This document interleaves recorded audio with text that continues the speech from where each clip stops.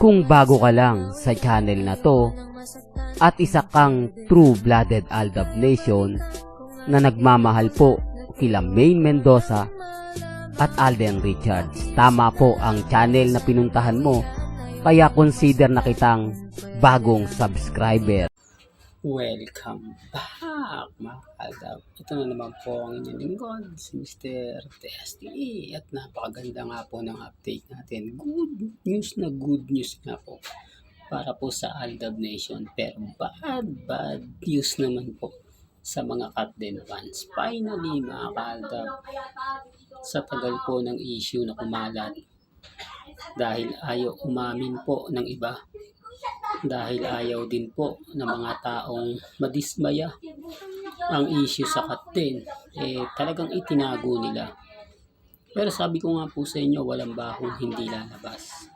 Walang bagay-bagay dito po sa Pilipinas na hindi po talaga makikita. Umpisa pa lang po, sinabi ko na yan, pinakita ko na yan, pero anong nangyari? Naging bitter lang po tayo. Naging ano lang po tayo. Kumbaga, yung tipong puro fake news lang po yung mga binabalita ko.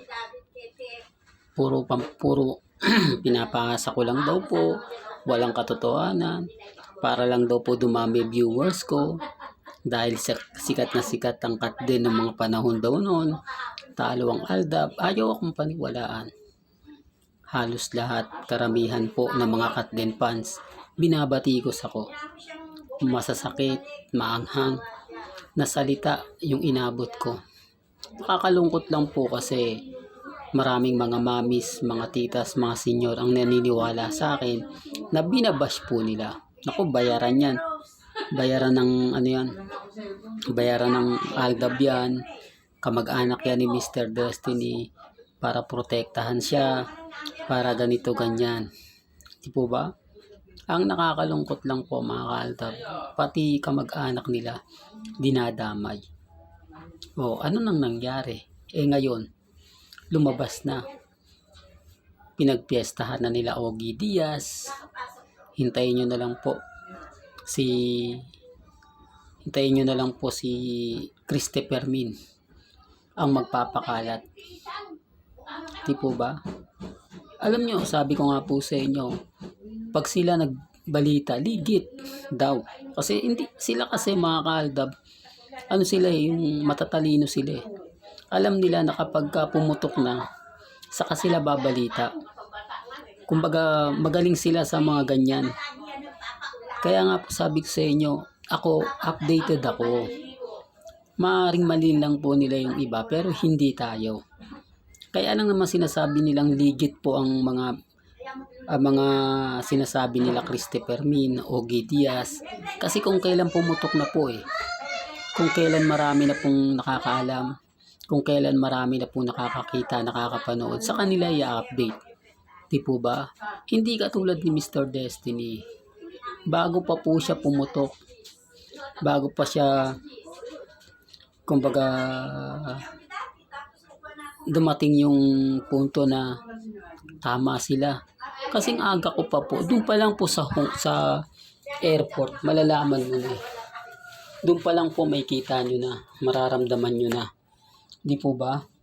Kaya sabi ko sa inyo mga Kaaldab, ako yung tipo na, kumbaga talaga mapapaisip ka. Talagang malalaman mo. Kaya nga sabi ko sa inyo mga Kaaldab, mahirap po talagang ipaintindi. Mahirap po talagang ipaliwanag. Lalo na nga po ngayon na unti-unti nang lumalabas yung issue. Unti-unti nang, kumbaga, naliliwanagan. Hindi po ba? Kaya ang sabi sa inyo, nakakatuwa po. Kasi ako po yung talagang pinag-usapan at pinagpiestahan ng umpisa. Pero tama po pala yung sinabi ni Mr. Destiny.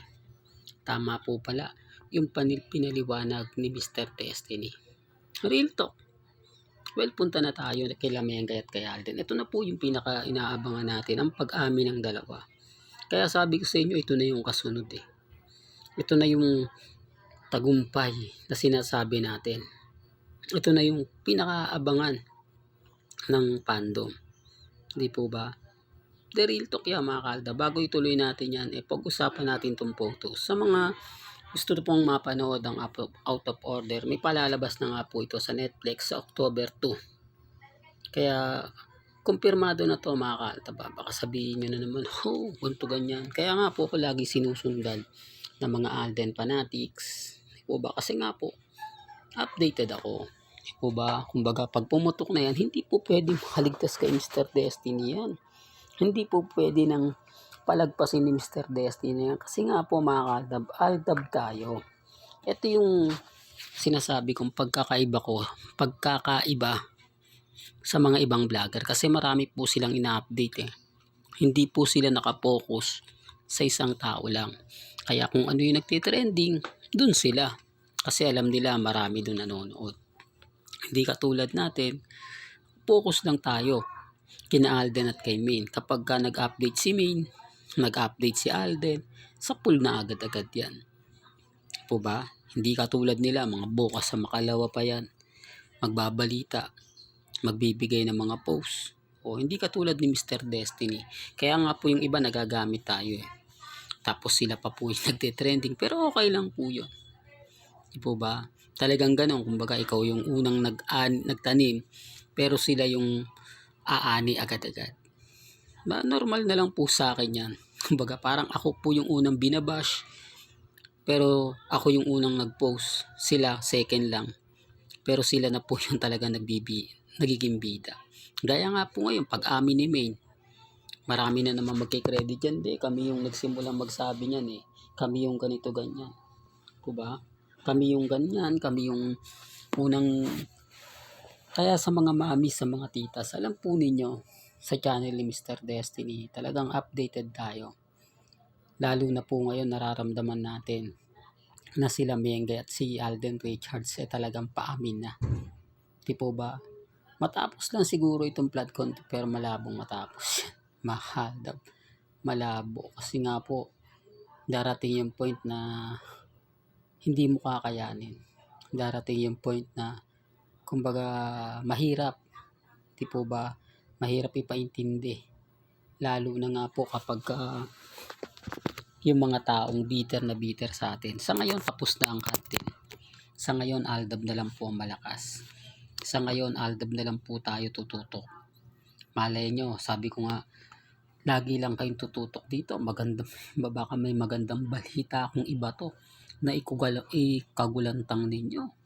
Baka may update tayong kumbaga makapagsasabing makapagpapatunay. Di po ba?